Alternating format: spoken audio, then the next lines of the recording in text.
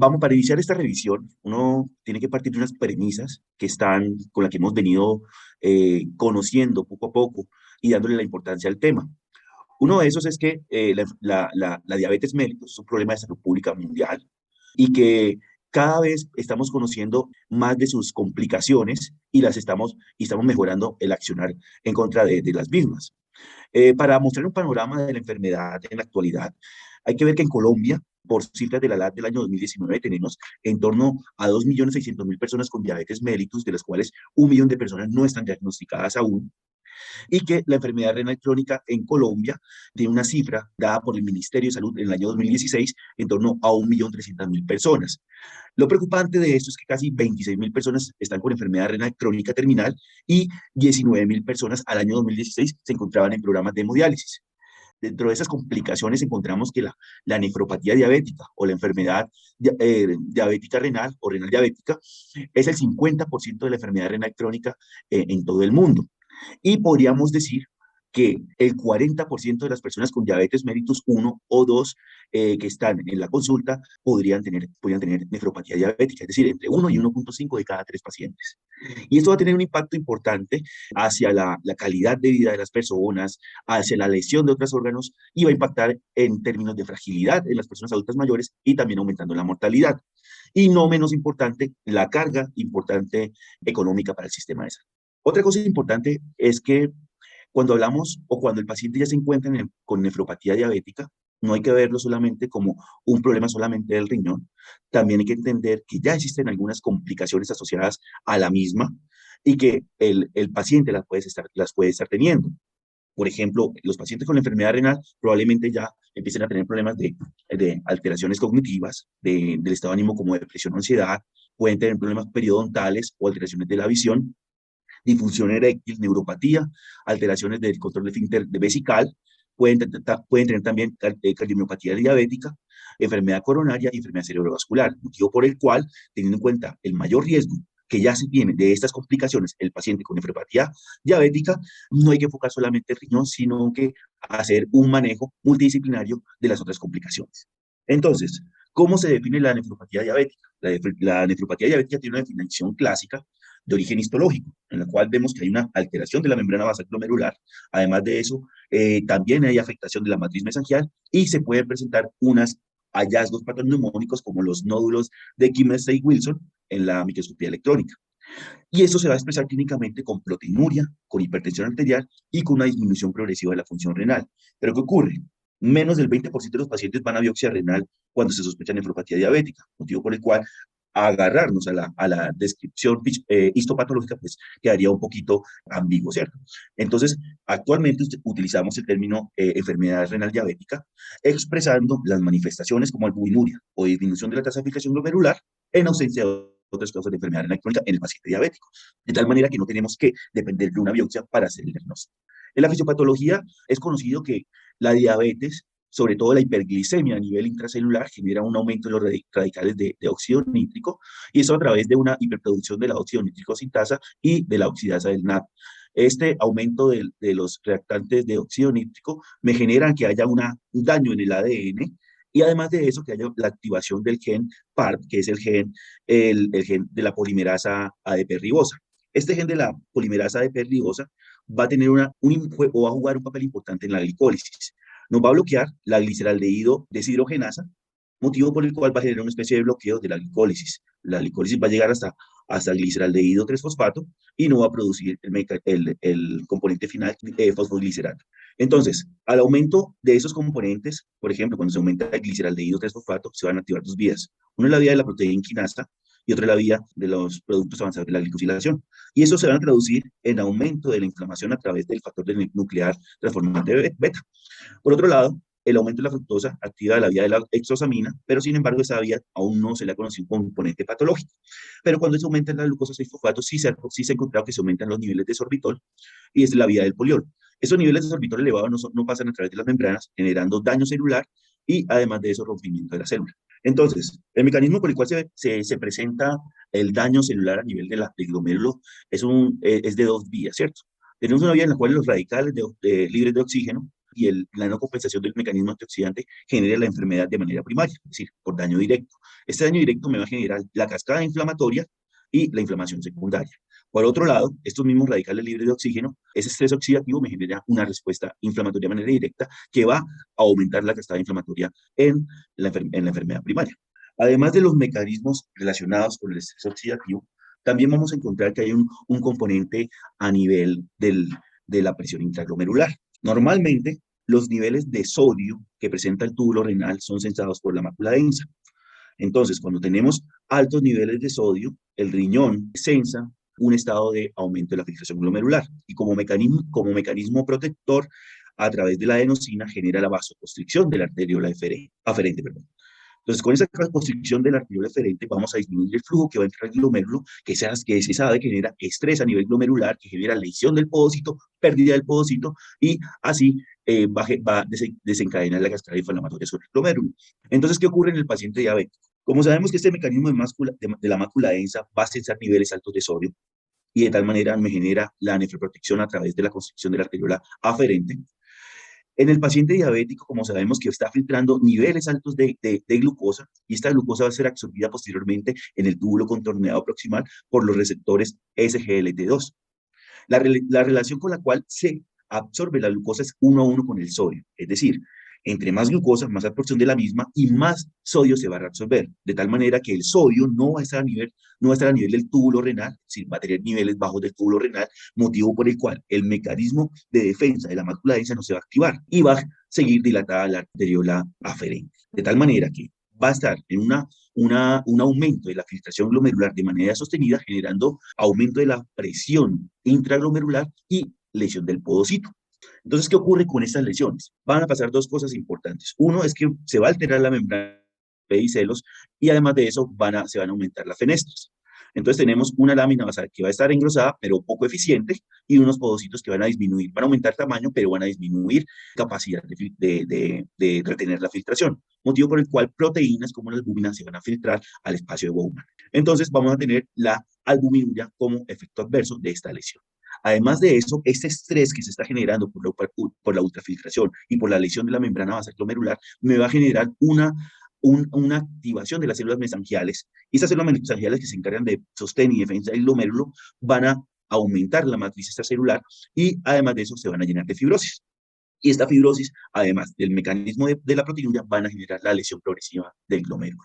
Además de esta lesión, también tenemos una lesión que se produce a nivel del túbulo o una lesión túbulo intersticial, en la cual va a ser mediada principalmente por fibroblastos y por los mecanismos de estrés e inflamatorio anteriormente descrito, va a aumentar la fibrosis túbulo intersticial y vamos a tener una lesión no solamente glomerular, sino también del intersticio renal.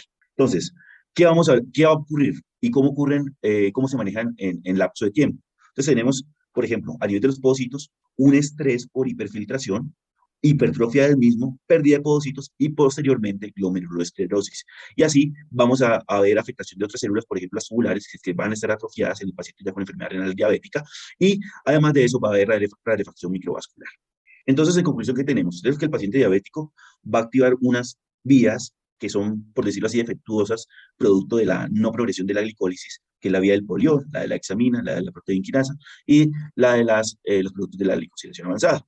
Y esto me van a generar la activación de unas vías a nivel nuclear, ¿cierto? Por ejemplo, la MAC y la JAK, y eso me va a aumentar la inflamación. Además de eso, también va a haber un aumento de los radicales libres de oxígeno, aumentando el estrés oxidativo, va a haber una alteración de la autofagia y además de eso hay unos problemas epigenéticos asociados. Esto me va a desencadenar en el riñón inflamación y fibrosis y posteriormente la enfermedad renal diabética como la conocemos. Existe una clasificación histopatológica, que era la que estamos hablando, que es la del doctor Derbert, y esta consiste en 4 estadios. Uno es el estadio 4, en el cual vemos que hay más de glomerulosclerosis de más del 50% del glomérulo. Luego tenemos el estadio 3, que hay glomerulosclerosis, pero no logra el 50%. Luego tenemos un proceso de expansión mesangial, donde consideramos que está alterado por encima del 25%, y luego entraríamos a comparar cómo es la relación entre el mesangio y el lumen capilar. Si esa relación es mayor del 25%, tenemos una 2B, y si es menor, una expansión leve, que es 2A. Y el estadio pues, menos avanzado es el engrosamiento de la membrana glomerular, que es un estadio 1. ¿Y cuáles son las trayectorias de la enfermedad? Entonces, vemos que la enfermedad renal diabética tiene dos componentes y dos expresiones clínicas. Uno es la forma no proteinúrica, en la cual solamente hay disminución de la tasa de filtración glomerular, que se encuentra hasta en el 20% de diabéticos tipo 1 y hasta en el 40% de los diabéticos tipo 2. Digo por el cual el hecho de que una persona no tenga proteinuria no significa que no esté presentando una nefropatía diabética. Y luego tenemos una forma clásica, que es la que se presenta con proteinuria y con disminución de la tasa de filtración glomerular a la vez. Siempre hemos usado los términos microalbuminuria y macroalbuminuria, sin embargo, las guías CAIGO 2022 recomiendan más bien acercarnos a la clasificación de pérdida de albúmina a través de la clasificación propia de la enfermedad renal crónica, ¿cierto? Donde vemos que consideramos 1 a 1 cuando perdemos menos de 30 miligramos en 24 horas de proteínas, 1 a 2 entre 30 y 300, y 1 a 3, que sería severa, mayor de 300. O a través del radio entre albúmina creatinuria, en el cual vemos que 1 a 1 es un radio menor de 3, 1 a 2 es un radio entre 3 y 30, y 1 a 3 es un radio mayor de 30. Ver que más de 300 miligramos de proteínas de albúmina, proteínas de 24 horas, y un radio de albúmina creatinuria mayor de 30, es considerado como una afectación severa. Entonces, como comentaba anteriormente, es importante dejar claro que el hecho de que no haya proteinuria, pero que el paciente diabético presente disminución de la tasa de filtración glomerular, no nos puede descartar una nefropatía diabética. Este estudio encontró lo siguiente: comparó en muestras histopatológicas en pacientes que presentaban nefropatía clínica y encontró que los pacientes que no proteinúricos tenían un fenotipo especial. Eran pacientes que tenían menos fibras tensionales, que tenían mayores niveles de hemoglobina glicosilada y tenían alteración del perfil lipídico cuando los comparamos con los pacientes que tenían una nefropatía diabética proteinúrica. Y lo interesante de esto es que cuando se hace la clasificación histopatológica vemos que las personas que tenían una nefropatía no proteinúrica tenían niveles menos severos en afectación histopatológica que las personas que tenían proteínas. Entonces, ¿cómo influye esto en la trayectoria? Entonces se han descrito 4 trayectorias. Una es la clásica que comentaba anteriormente, que era la persona que tenía proteinuria o albuminuria y alteración de la función renal. Ese es el paciente que no logra las metas de hemoglobina glicosilada, que tiene alteración de la glucosa. Luego, cuando está el paciente que regresa a la albuminuria, que es decir, cuando a este uno clásico le damos tratamiento multidisciplinario y con nefroprotectores, es muy probable que la microalbuminuria mejore. Lo que no está claro es si realmente la falla renal pueda mejorar. Luego tenemos un declinador rápido, que es la persona que de entrada y con poca proteinuria o con nula proteinuria hace falla renal severa. Y lo otro es el paciente con el fenotipo proteinúrico, que hace una disminución de la función renal progresiva sin proteinuria y no logra una enfermedad renal severa. Entonces, vemos que desde que diagnosticamos la nefropatía diabética y se presenta la enfermedad renal severa, pueden pasar un lapso entre 20 años. Esto nos ayuda a pensar que pacientes diabéticos conocidos de diagnóstico reciente, que presenten una alteración rápida de la tasa de filtración glomerular o una proteinuria muy severa de manera rápida, hay que pensar que probablemente no esté cursando con una nefropatía diabética, sino que sea otra cosa. También vemos que hay una relación exponencial entre los niveles de albuminuria y la tasa de filtración glomerular y con un impacto en la enfermedad renal crónica terminal y en la muerte por enfermedad cardiovascular. Es decir, a mayor albuminuria en mayor albuminuria se relaciona con tasa de filtración glomerular mayor y con tasa de enfermedad renal crónica terminal y desenlaces cardiovasculares en una relación casi que directa. También vemos lo siguiente: o a menor control de la hemoglobina glicosilada, a menor control glucémico, vamos a tener mayor microalbuminuria en una relación también exponencial.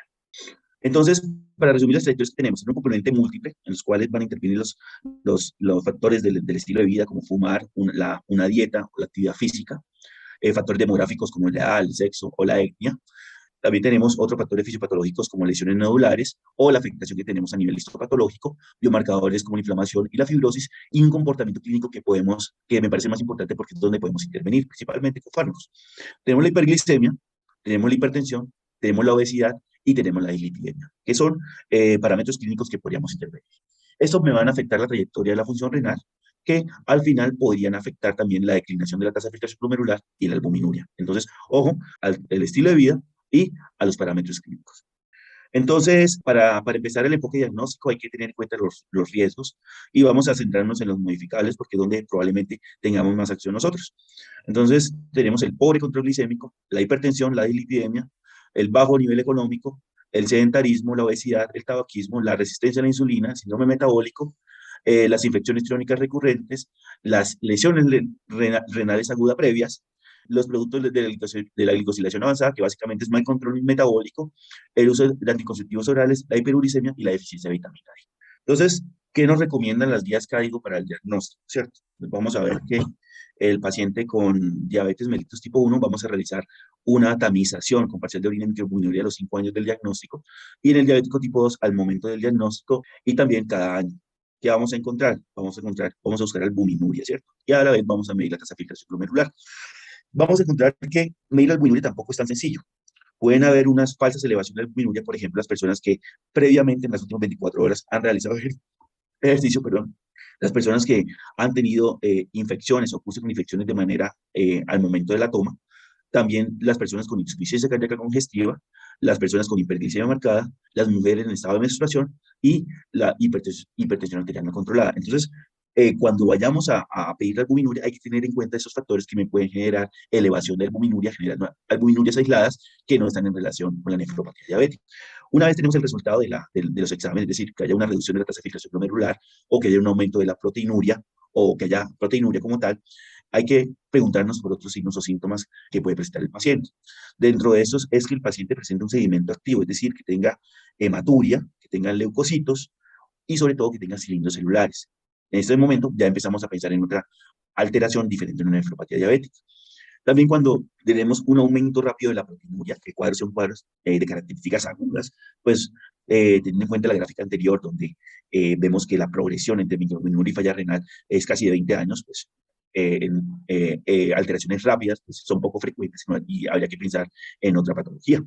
La presentación de un síndrome nefrótico, sobre todo de presentación rápida, cuando se presenta la nefropatía diabética en ausencia de retinopatía, sobre todo en el diabético tipo 1, que tiene una asociación casi del 90%, pero el tipo 2 no tanto, porque hasta un 20% de los pacientes con diabetes mellitus tipo 2 y nefropatía pueden no tener esta relación y que haya marcadores lógicos para otra alteración glomerular. Entonces, en caso de que no se presente esto y tengo la alteración en el paciente diabético de la tasa de filtración glomerular y la albuminuria, pues yo puedo pensar que en un diagnóstico clínico de nefropatía diabética o enfermedad renal diabética. Y en caso de que no, me podría pensar en la realización de una biopsia renal. Entonces, ¿cuáles son las indicaciones de hacer una biopsia renal? Cuando tenemos la proteinuria de rango nefrótico en pacientes con diabetes mellitus diagnosticada hace poco y que previamente tenían función renal normal.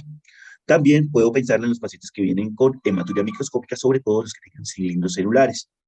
Es importante también pensarla en los pacientes que tienen cuadros de progresión rápida, ¿cierto? Y en los pacientes a los cuales yo inicio tratamiento con IECAS o ARA2 y a los 3 meses me hacen alteración de la creatinina, un aumento de creatinina en más del 30%. Esos pacientes son candidatos a revaloración del diagnóstico y a pensar en una biopsia renal. Entonces, teniendo en cuenta lo anterior, tenemos que empezar a realizar el enfoque del tratamiento. Este enfoque vamos a hacerlo con unos 5 principios. Uno es la reducción del riesgo cardiovascular global, otro es el control glicémico, también el control de la presión arterial, importante, la inhibición del eje renina-angiotensina-aldosterona y el uso de nefroprotectores. Entonces, cuando empezamos el enfoque del paciente con nefropatía diabética, pues el enfoque del paciente diabético como tal, y tenemos que incentivar en estos pacientes los cambios del estilo de vida y lograr los objetivos de tratamiento en las comorbilidades. Entonces, se recomienda la realización de ejercicio, aproximadamente 150 minutos 3 veces por semana. En cuanto a la nutrición, se recomienda dietas bajas en proteína de 0,8 gramos por kilo de proteína al día y disminución de la ingesta de sal, menos de 2 gramos de sodio al día o 5 gramos de sal al día. Dejar de fumar, adecuado control glicémico, el control glicémico debe ser individualizado, pero de entrada, pues los niveles que vamos a lograr van a ser en torno a una hemoglobina glicosilada de 7. Control de la tensión arterial, ¿sí? Entonces, en los pacientes que no tienen albuminuria, uno espera controles por debajo de 140-90, pero cuando el paciente ya tiene albuminuria, se recomienda un control más estricto con cifras tensionales menores de 130-80 y el manejo de la dislipidemia. La mayoría de pacientes van a requerir de bloqueo del eje renina-angiotensina-aldosterona y de un tratamiento con inhibidores de la CGLT2. Eso es importante, ya más adelante vamos a explicar cuál es el mecanismo de acción de ambos. Y en los pacientes que tienen alto riesgo cardiovascular o que tienen ya antecedente de enfermedad coronaria, consideran el tratamiento antiagregado. Entonces, el manejo sería el siguiente, entonces vamos a actuar vamos a recetar actividad física, cambios en la nutrición y pérdida de peso, Dentro de la terapia estándar para la diabetes, vamos a empezar con metformina, pero teniendo en cuenta que los pacientes con nefropatía diabética ya pueden estar en enfermedad renal avanzada. Entonces, cuando tenemos tasa de filtración glomerular por debajo de 45, tenemos que reducir la dosis de metformina. Cuando tenemos tasas por debajo de 30, la descontinuamos, al igual que el paciente en diálisis. En caso del inhibidor del SGLT2, en caso de tasas de filtración glomerular menos de 30, pues no lo vamos a iniciar y se va a descontinuar en pacientes que llegan a diálisis. Entonces, tenemos otras opciones terapéuticas que pueden ser en caso de que estas dos no se puedan utilizar o en caso de que estas dos se puedan utilizar y no logren los objetivos de metas de control glucémico, que son los agonistas del receptor GLP-1, que son preferidos teniendo en cuenta que más adelante lo vamos a mostrar, tiene efectos además nefroprotectores, los inhibidores de la EPP4, las glitazonas o la carbosa, y menos usado la insulina en las sulfonilureas por el riesgo de hacer hipoglicemias. Entonces vemos aquí en esta gráfica cómo en los pacientes con alteración severa de la tasa de filtración glomerular, con tasas de filtración glomerular por debajo de 15, los tratamientos pues, más recomendados son las inhibidores de la EPP4, la insulina, las glitazonas y menos la carbosa y las sulfonilureas. Entonces, una vez dentro del enfoque, ya al paciente le hemos recetado la dieta, la serie de ejercicio. Además de eso, le hemos dado tratamiento para el control glucémico, ¿sí? Ya sea con metforminas o con inhibidores de la SGLT2. También entraremos a bloquear el sistema renina-angiotensina-aldosterona y a formular nefroprotectores. Entonces, ¿cómo funcionaría la inhibición del sistema renina-angiotensina-aldosterona? Como comentamos anteriormente, el paciente diabético tiene alterada la regulación tubular porque la mácula densa va a estar sensando niveles bajos de sodio producto de la reabsorción del sodio junto a la glucosa por los SGLT2. Este mecanismo pues va a estar alterado, ¿cierto? ¿Para qué bloqueamos el eje renina-angiotensina-aldosterona? La idea es que en un glomérulo que está hiperfiltrando, lo que vamos a hacer es disminuir la poscarga del mismo glomérulo. Entonces, al inhibir el sistema renina-angiotensina-aldosterona, vamos a disminuir la contracción de la arteriola eferente, de tal manera que la poscarga se reduzca y el glomérulo pueda liberar presión. No altera mucho la arteriola aferente, pero sin embargo el mecanismo de la dilatación de la arteriola eferente es mucho más potente y de tal manera puede compensar la ultrafiltración. Entonces, ¿qué nos recomiendan con los IECA y ARA2? Iniciar a los pacientes con proteinuria, hacer un control cada 2 a 4 semanas, dependiendo del paciente, cada vez que cuando lo iniciamos o después de cambio de la dosis. En el control podemos ver que si el paciente está normocalémico y no tiene alteración de la creatinina, pues podría incrementar la dosis del ARA2 o el IECA hasta la dosis máxima tolerada. En caso de que el paciente en el control presente hipercalemia, puedo considerar el inicio de diuréticos. Además, puedo buscar medicamentos que me estén generando hipercalemia de manera adicional. Puedo dar medicamentos que me puedan fijar el potasio, de tal manera que me lo pueda disminuir, como las resinas de intercambio iónico y el bicarbonato de sodio. Y definitivamente, si no logro reducirlo, pues me tocaría no dar más el IECA o el ARA2 y hacer control a las 4 semanas. En caso del paciente que tenga alteración de la función renal, con creatinina más del 30%, hay que buscar las causas que han generado ese deterioro de la función renal. Hay que mirar si el paciente tiene un volumen adecuado, o el paciente está deshidratado, o que esté usando nefrotóxicos de manera concomitante. En caso de eso, pues yo tendría de que no mejore, modificando estos factores, disminuir la dosis de IECA o ARA2 o suspenderlos.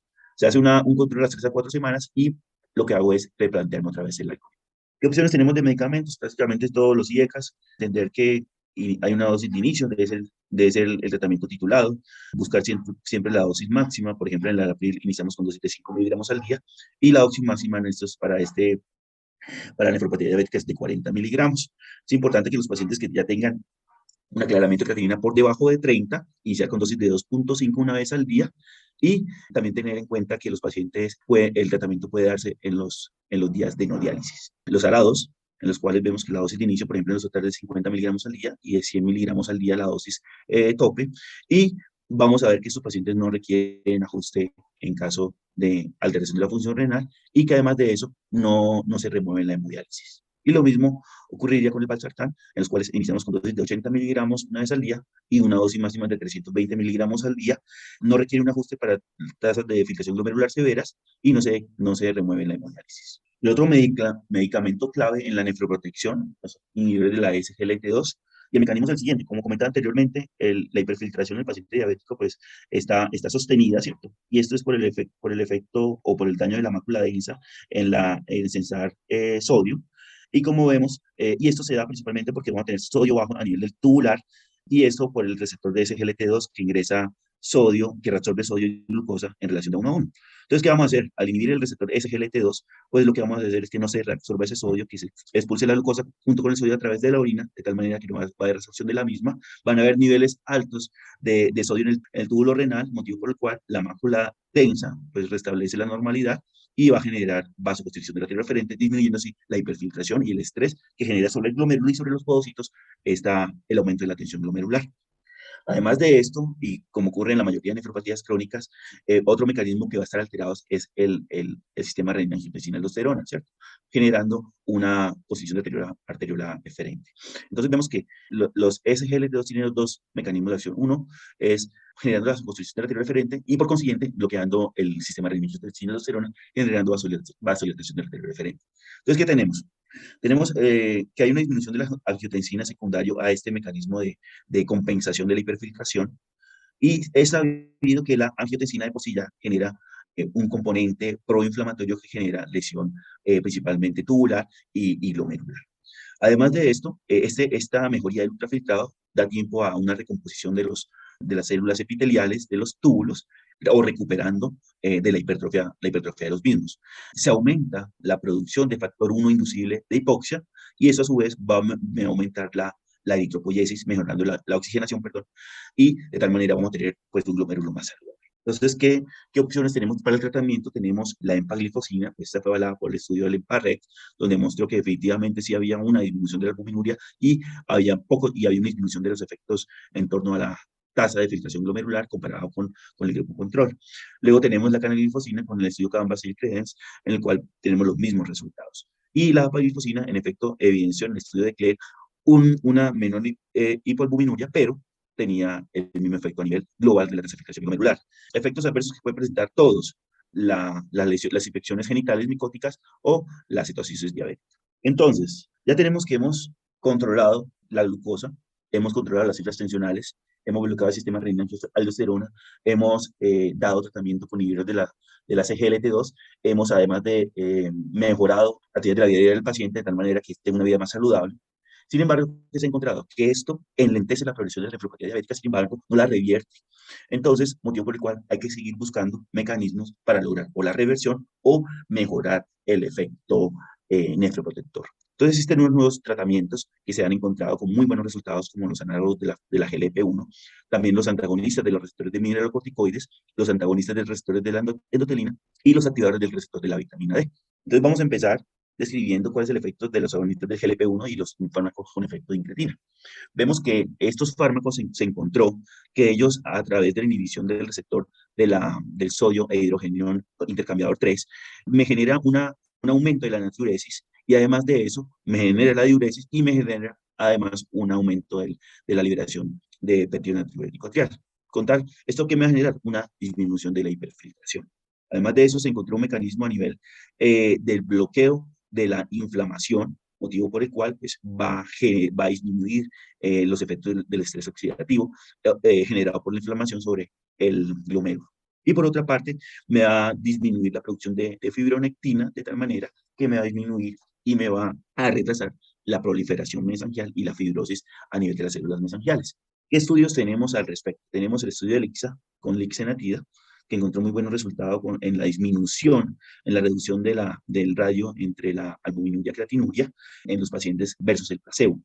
Y lo otro es la presencia de microalbuminuria, también la redujo de manera importante con respecto al placebo. Luego tenemos el estudio LIDER, realizado con liraglutide, en los cuales tuvo muy buenos resultados en el componente renal primario, en los cuales hubo una disminución de la tasa de filtración glomerular y además de eso no se presentó o se presentó menos microalbuminuria que el grupo placebo. Luego tenemos el estudio SUSTAIN, realizado con semaglutide, donde vemos que se encontró un no empeoramiento de la nefropatía con una diferencia estadísticamente significativa.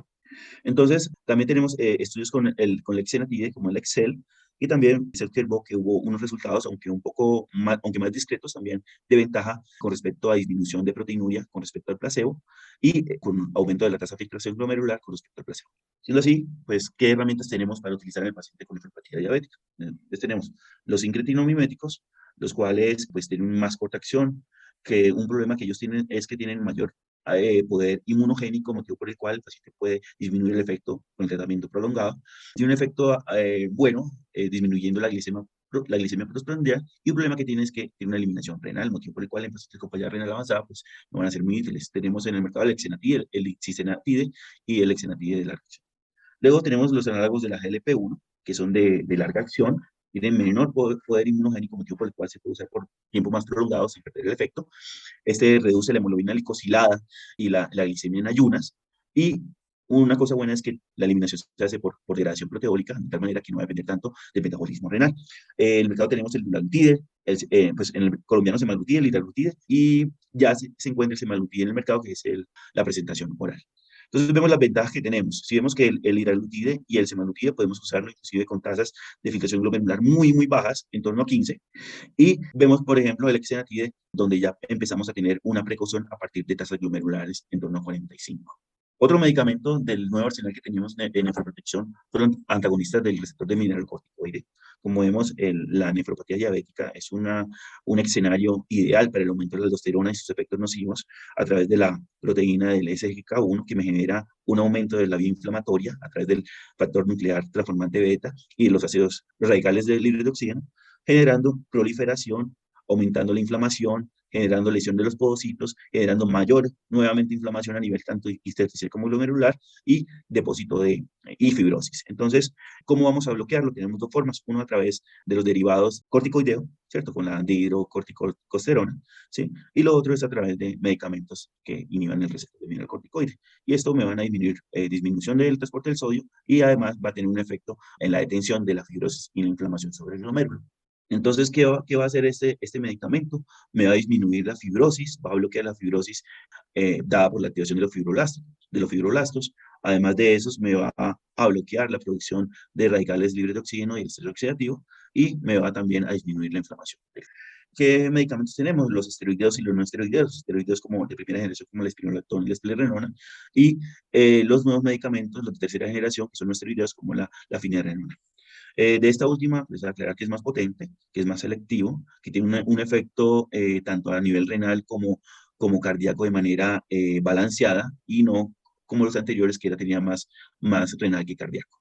Este medicamento va a ser, pues, como comenté anteriormente, más selectivo, motivo por el cual va a tener menos efectos adversos relacionados de tipo hormonal, como la ginecomastia, la impotencia, y además de eso va a tener menos hipercalímia. Los principales estudios se iniciaron con la espironolactona. Eran estudios pequeños, con pocos pacientes, pero sin embargo había una tendencia a tener buenos resultados.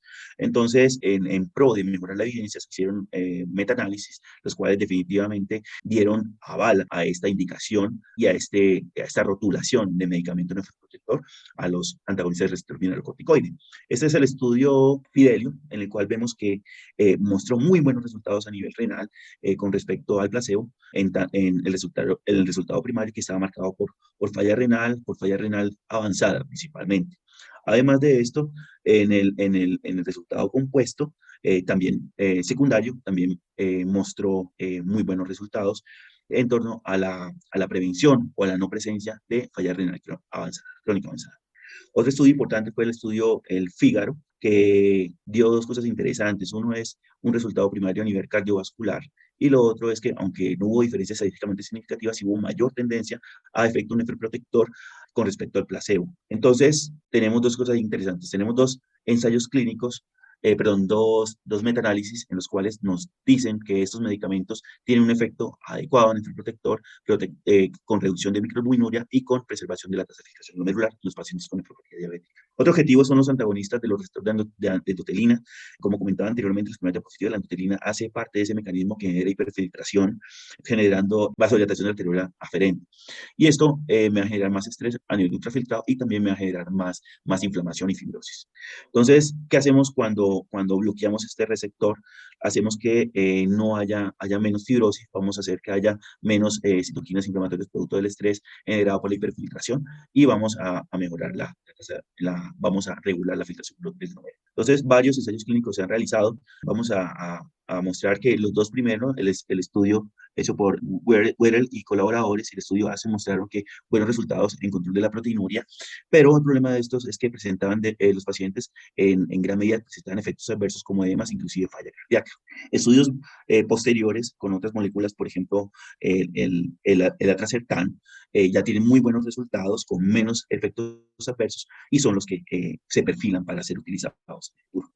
Aquí vemos estos tres ensayos clínicos que se están proponiendo con atrasertán y con esparsentan y están próximos a dar datos. ¿Qué es importante con esto? Es que ellos pueden ser dados con los otros nefroprotectores, por ejemplo, con los IKCR2, y se encontró que en varios estudios que se encuentran en fase 2 generan un efecto aditivo en cuanto a disminución de la proteinuria con los IECAS. Luego, a nivel de la SGLT2, podrían tener también, de manera hipotética, un efecto que se puede sumar y además de eso puede disminuir el perfil de efectos adversos marcado por el edema, teniendo en cuenta que el SGLT2 puede funcionar como diurético. Y con respecto al receptor del mineralocorticoides, sí, definitivamente tienen efecto antagónico y pues no sería recomendado darlos. Otro y por último, y para acabar la charla, vamos a hablar de los activadores del receptor de la vitamina D. Se ha encontrado que cuando hay esta unión de la 1,25 de hidroxivitamina D al receptor, este genera un bloqueo del sistema renina-angiotensina-aldosterona, motivo por el cual va a tener un efecto hemodinámico sobre la hiperfiltración que genera el paciente diabético. Además de esto, va también a controlar la inflamación secundaria. Estudios con pocos pacientes que han encontrado que en los pacientes que se ha dado tratamiento con calcitriol, se ha encontrado que ha disminuido la relación albúmina-creatinuria en el tiempo. Además de eso, también va a disminuir los niveles de angiotensinogen, lo que quiere decir que este efecto muy probablemente sea por el bloqueo de la eje renina-angiotensina-aldosterona y ha tenido efectos adecuados en mejoría de la tasa de filtración glomerular. Este metaanálisis confirma lo anterior dicho, los cuales vemos que hay un aumento, una mejoría en el radio entre albuminuria. Entonces, para concluir y terminar este estado del arte, la primera es que la enfermedad renal diabética definitivamente está vigente, va en aumento y se posiciona como la primera causa de enfermedad renal crónica terminal, que la forma no proteinúrica puede llegar hasta el 40% de los diabéticos tipo 2, motivo por el cual la ausencia de proteinuria no descarta el diagnóstico.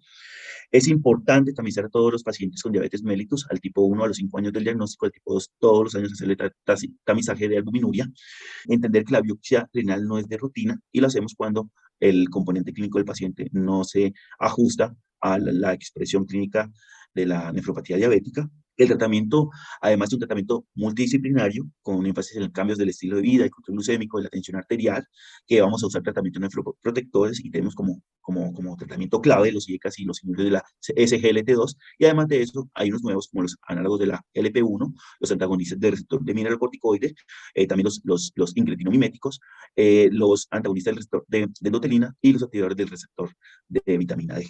Y eso es todo lo que tenía para hoy y muchas gracias por su atención.